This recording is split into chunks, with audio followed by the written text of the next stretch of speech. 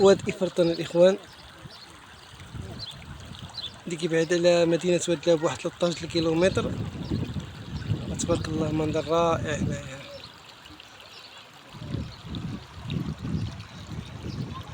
تبارك الله الواد كيفاش هود ما شاء الله.